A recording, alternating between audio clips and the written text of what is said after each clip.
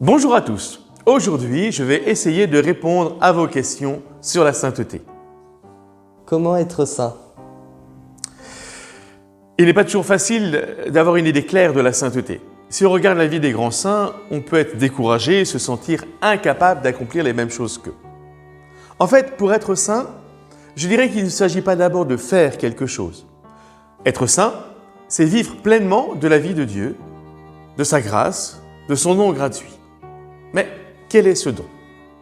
Jésus nous le montre dans l'Évangile. Il n'y a pas de plus grand amour que de donner sa vie pour ceux qu'on aime.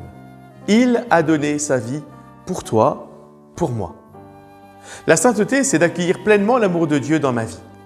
À partir de là, je vais essayer de conformer mes actes, mes choix à cet amour.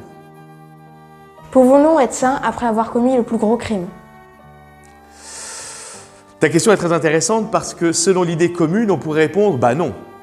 En effet, les gens pensent que les saints sont des personnes qui ne commettent pas de péché. Alors que je vais te rappeler un saint que tu connais bien, Saint Paul. C'est un grand saint, un grand missionnaire. Il a évangélisé de nombreuses villes.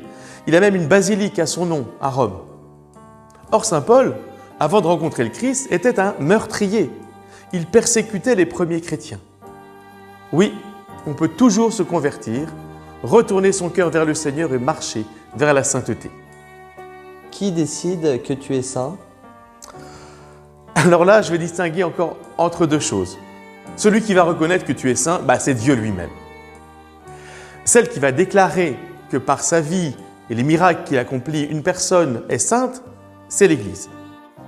En effet, quand quelqu'un a une vie exemplaire, c'est-à-dire qu'elle a mis sa confiance en Dieu, qu'elle a conformé toute sa vie à la volonté de Dieu, qu'elle a manifesté aussi dans ses actes, alors après une enquête longue, précise, l'Église peut proposer la vie de cette personne en exemple à tous les gens. C'est le processus de canonisation qui reconnaît qu'une personne est sainte.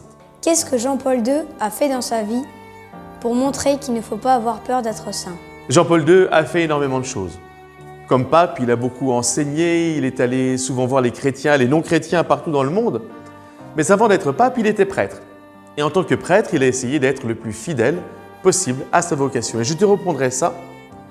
Il nous a montré qu'il fallait pas avoir peur d'être saint en vivant pleinement notre vocation, c'est-à-dire en répondant le mieux possible à ce que Dieu nous demandait. C'est valable aussi pour toi.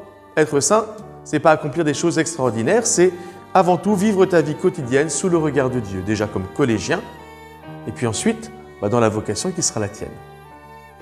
Quelle est la différence entre un saint et moi? Alors là, la différence en fait n'est pas grande, mais elle est essentielle. Un saint est parvenu à la communion parfaite avec Dieu au ciel. Toi, tu es encore sur le chemin. Le plus important n'est pas de se comparer aux saints, mais de se dire « si eux l'ont fait, moi aussi je le peux ». Et pour ça, il y a deux moyens. 1. Reconnaître ce que Dieu me donne chaque jour. Et 2. Le partager autour de moi, à mes amis, et leur dire « si Dieu m'aime, il t'aime aussi ». Voilà, j'espère que j'ai répondu à quelques-unes de vos questions. Si vous avez des questions complémentaires ou d'autres choses à me demander, n'hésitez pas à me le demander dans la cour, quand on se croisera.